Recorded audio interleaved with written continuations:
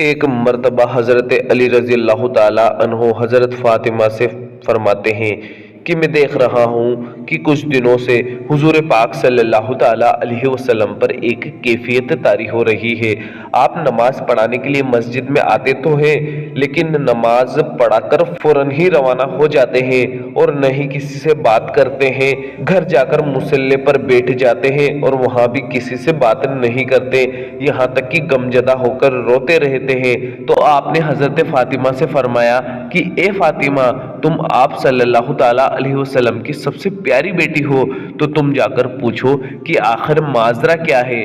جب آپ حضرت محمد مصطفیٰ صلی اللہ تعالیٰ علیہ وسلم کے پاس گئی تو آپ نے دیکھا کہ آپ واقعی میں بہت زیادہ پریشان حال تھے، بہت زیادہ غمزدہ تھے۔ حضرت فاطمہ نے پوچھا کہ بابا جان، آپ اتنے غمزدہ کیوں ہیں؟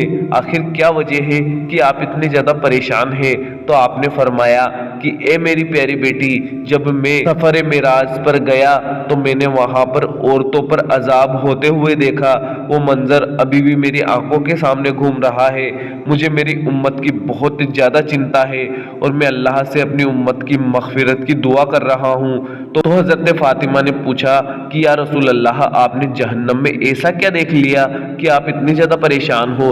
تب رسول اللہ صلی اللہ تعالیٰ علیہ وسلم نے جواب دیا، میں نے وہاں پر 5 طرح کی عورتوں کو دیکھا جن پر عذاب ہو رہا تھا۔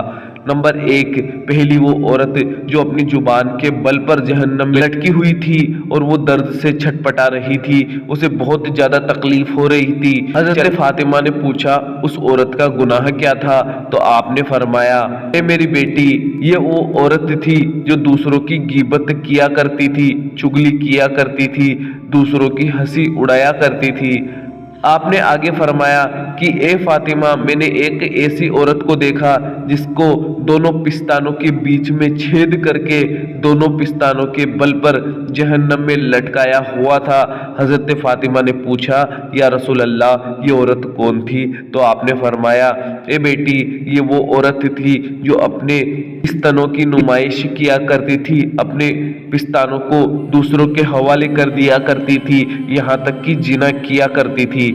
اس کے بعد حضور پاک صلی اللہ تعالیٰ علیہ وسلم نے تیسری عورت کے بارے میں بتایا کہ اس عورت کو بالوں کے بل پر جہنم میں لٹکایا ہوا تھا۔ تو حضرت فاطمہ نے پوچھا کہ یا رسول اللہ صلی اللہ تعالیٰ علیہ وسلم، اس عورت پر ایسا عذاب کیوں ہوا؟ تو آپ صلی اللہ تعالیٰ علیہ وسلم نے فرمایا کہ اے میری بیٹی، یہ بے پردہ ہو کر گھوما کرتی تھی اور بے پردگی کی وجہ سے اس عورت کو یہ سزا ملی۔ اس کے بعد حضور نے چوتھی عورت کے بارے میں بتایا کہ اس کے دونوں پیروں کو پیٹ کے بل پر باندھ دیا گیا تھا اور دونوں ہاتھوں کو سر کے بل پر باندھ دیا گیا تھا۔ اس عورت کے بارے میں آقا کریم نے بتایا کہ یہ وہ عورت تھی جو جنابت اور حیض سے فارغ ہو جانے کے بعد غسل نہیں کرتی تھی، یعنی کہ ہم بستری اور پیریڈ سے فارغ ہو جانے کے بعد غسل نہیں کرتی تھی۔ 5ویں عورت کے بارے میں حضور پاک صلی اللہ تعالیٰ علیہ وسلم نے بتایا کہ عورت وہ تھی جس کے ہاتھ پیر گدھے کی طرح اور منہ خنزیر کی طرح بنا ہوا تھا۔ یہ وہ عورت تھی جو جھوٹ بولتی تھی، چغلی کرتی تھی، دوسروں کی غیبت کرتی تھی، دوسروں کی مذاق بنایا کرتی تھی اور خدا سے بالکل نہیں ڈرتی تھی۔ دوستو، میری پیاری بہنوں، آپ نے اس ویڈیو کو پورا دیکھ لیا۔